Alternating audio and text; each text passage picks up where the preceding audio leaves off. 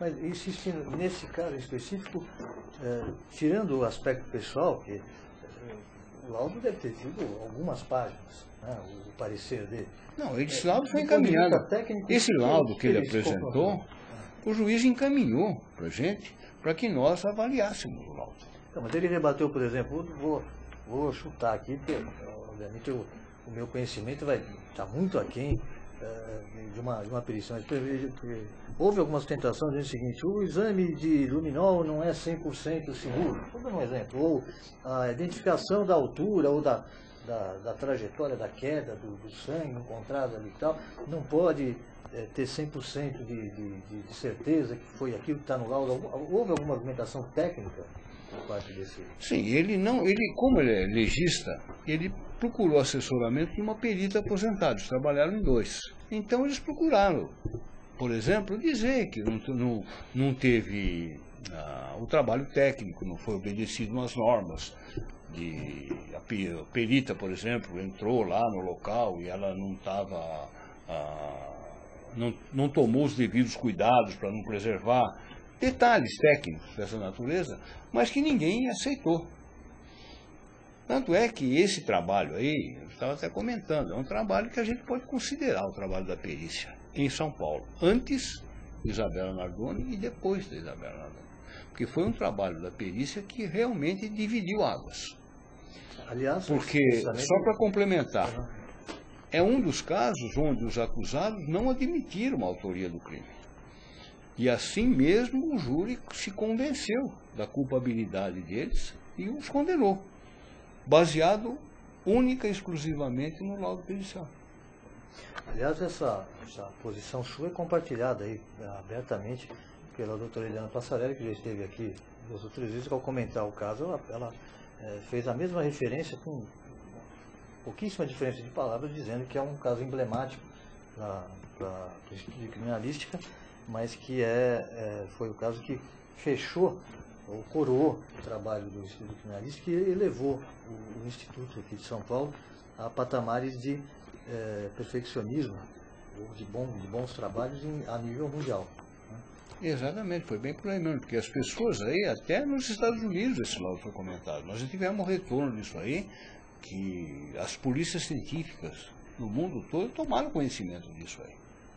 Então até veio muita gente saber como é que a gente estava trabalhando, o que a gente tinha.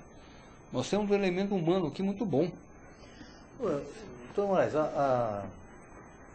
para a reconstituição, o local necessariamente, e nesse caso, ficou preservado? Esse foi um dos locais mais bem preservados que nós atendemos. Mesmo com o ingresso do promotor lá dentro? Então, mas o que aconteceu? Nós fomos antes. Ele começou numa madrugada, esse caso. Ele entrou para a gente às 3 horas da manhã, às 4 horas da manhã que ele estava lá. E ele percebeu que alguma coisa não estava condizendo com o que realmente estava acontecendo. Ele entrou em contato com a nossa equipe de suporte, o local não está liberado, ele tem que ser passado para as perícias novamente. E nós voltamos durante o dia lá. Nós voltamos naquele local 4 vezes. Até o pessoal dizia: puxa vida, vocês voltam 4 vezes lá por quê? Vocês não sabem fazer perícia? Tem que voltar 10 vezes lá? Que negócio é esse? O que ele quis dizer com um estado devidamente preservado? Porque era um apartamento de 2 dormitórios, né? Quando muito, teria 2 entradas. Eu acho que 3. Não, só tinha uma entrada.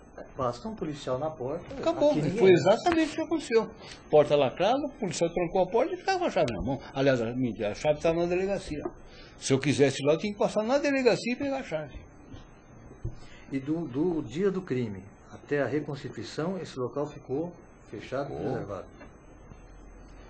É daquelas imagens que a gente tem do promotor na sacada, etc. e tal, antes da reconstituição, foi antes, mas com a presença do eu não sei se aquelas lá foi, porque o promotor ele pode visitar o local, ele pode acompanhar a perícia, não tem nada que impeça. Então esteve, o delegado esteve lá, os investigadores, todos estiveram para fora da PM. E como foi o comportamento dos acusados na reconstituição? Porque, obviamente, a perícia vai fazendo seu trabalho e, baseado pouco também nas informações que o acusado dá.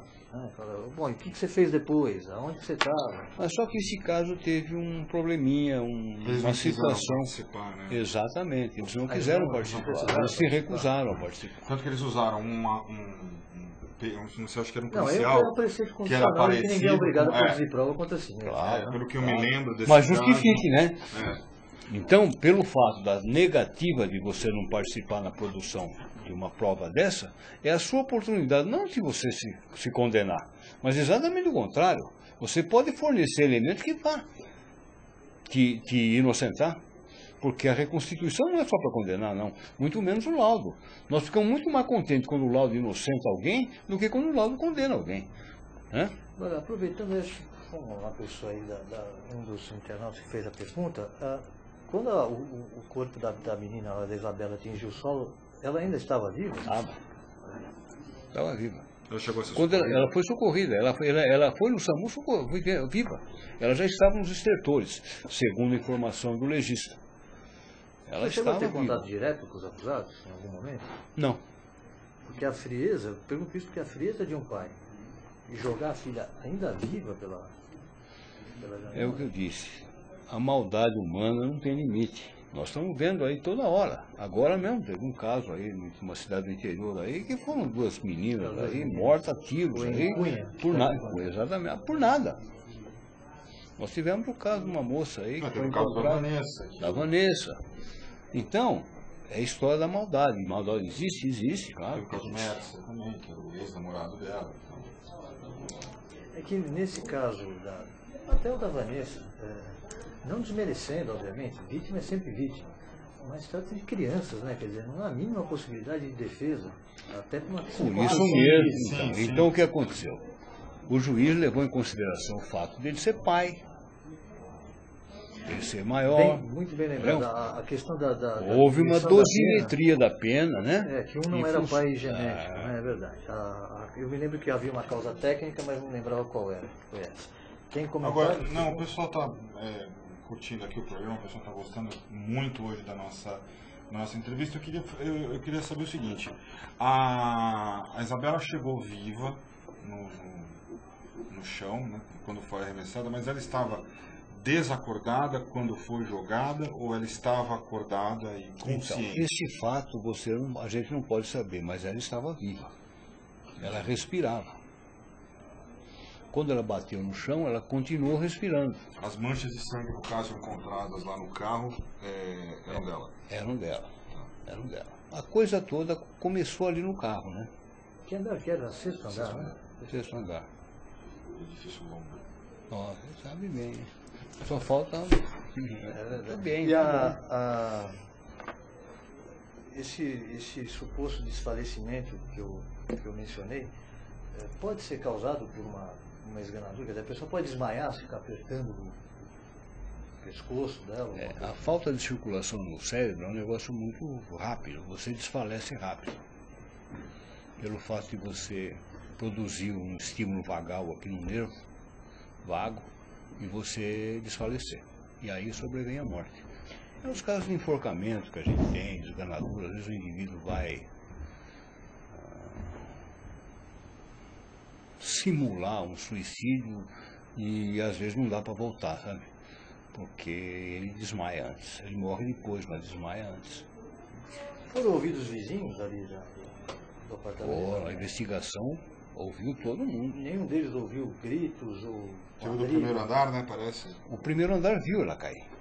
Teve um rapaz do primeiro andar que ouviu o barulho dela cair. Não, o barulho dela caiu, estou dizendo, antes da queda, porque assim, tudo bem, a maldade humana chega a extremos, mas é difícil para a gente que está de fora acreditar que alguém possa, sem fazer nenhum barulho, pegar a filha e ficar apertando o pescoço. No mínimo ele ter falado, você fez isso, fez aquilo, que alguém apertou o pescoço daquela menina. Mas isso não foi um fato que aconteceu no carro? Não, segundo os vestígios, houve uma sequência de acontecimentos. Começou uma agressão ali, mas não... E depois terminou lá no apartamento. Então teve uma sequência de acontecimentos. Porque a coisa ali começou, não tinha motivo para começar isso aí. Foi acho que as pessoas perderam nexo das coisas e acabou virando isso aí. E o outro menino, ou menina, era irmão ou irmã que ela tinha? Ela tinha dois um irmãos. dois irmãos. Um deles estava no carro junto, né? Estavam os três, estavam todos os dois lá. Nenhum deles tinha condições de subsidiar Não, porque a agressão ali no carro é um negócio muito rápido, né? Teve lá um ferimento, aquele ferimento deve ter sido causado no carro. Foi o gatilho que acabou transformando tudo isso, né? Uma tragédia dessa aí. Porque ali parece que não tinha sido nada foi planejado. As coisas aconteceram, simplesmente. Porque ninguém conseguiu gerenciar os acontecimentos. Eles foram tomando proporções e acabou nisso. Porque você percebe que não tinha sido nada planejado para ter esse desfecho. Foi uma série de acontecimentos. O senhor se lembra, falou que tinha computadores no apartamento, né? A possibilidade de um assaltante ter passado por ali, porque ele tinha muitos aparelhos eletrônicos, então de computadores lá. Mas não sumiu nada, viu? Estavam lá. Esse caso, na realidade, ele entrou para a gente como se fosse um crime patrimonial. Entrou como, entre aspas, um latrocínio. Nem isso. Era assim, o histórico era muito simples, né? Um indivíduo desconhecido entrou no apartamento para roubar e jogou a menina pela janela. Era isso que a gente tinha. Mas é atípico isso também, né? Por isso que a gente já começou, né, a ficar preocupado, que não tinha característica de crime patrimonial aqui. Tinha uma série de vestígios que foram examinados no local que não coadunavam com crime patrimonial. Então a gente nunca soube quem era essa terceira pessoa. Agora, a conduta também dos acusados, na época ainda apenas pais, né? Uma conduta típica, né? Porque a polícia quem chamou não foram eles. E o primeiro telefonema do cidadão, pelo que consta, foi para o pai dele, que é advogado, embora tributarista, mas imagina, a filha cai e você pega e liga para o pai, eu não vou ligar nem para a polícia, vou ligar para a ambulância. Ou até posso ligar para a polícia e dizer, olha, minha filha caiu, aqui jogaram. Porque todas as condutas deles aí foram, na minha opinião, inapropriadas e acabaram no final não condizendo com nada daquilo que eles falaram. Ela não, as coisas estavam todas soltas. Elas não estavam uma coisa ligando com a outra. Então a perspicácia do perito, ele percebeu na hora que chegou, ele falou, isso aqui não é bem assim, nós temos que examinar isso aqui muito bem, vamos fazer uma varredura nisso aqui, porque as informações que a gente tem não está coadunando com o que eu estou vendo aqui. Eu estou vendo aqui uma outra coisa. Agora, doutor, foi um fator, na época se falou muito disso, foi um fator preponderante o fato do rastreador do veículo? Esse foi um fator que determinou, que deu realmente toda aquela cronologia do crime? Começou aí, né? Porque ele tinha um rastreador, que tinha sido instalado aquele dia. Então, não fosse isso, vamos chamar de álibi, né? O álibi dele poderia ter sido mais consistente? Não, porque os elementos que a gente encontrou no apartamento, eles estavam muito bem direcionados, não estavam parecendo crime patrimonial. Agora, com o rastreador que foi instalado aquele dia e foi desligado, a gente sabia exatamente a hora que ele foi desligado. Foi desligado, isso eu também não sabia. Quando você desliga o carro, e ele desliga. E a hipótese da terceira pessoa ficou desde o início descartada ou não? Ainda foi trabalhada? Foi trabalhado para você. Essa parte da investigação a polícia fez. Ela foi procurar a terceira pessoa. Procurou, ouviu todo mundo que tinha qualquer tipo de relacionamento, de passagem na rua, e foram ouvidos. Então nunca se achou a terceira pessoa. Agora, quem examinou o prédio? O prédio tem um sistema de segurança muito bom. Você não sai de lá fácil, não. E você não entra fácil também. Tem porteiro o tempo todo lá. E com um detalhe. Ao lado do prédio é a corregedoria da PM. O quartel da PM é do lado ali. Tanto é que os caras gritaram, a PM já estava lá.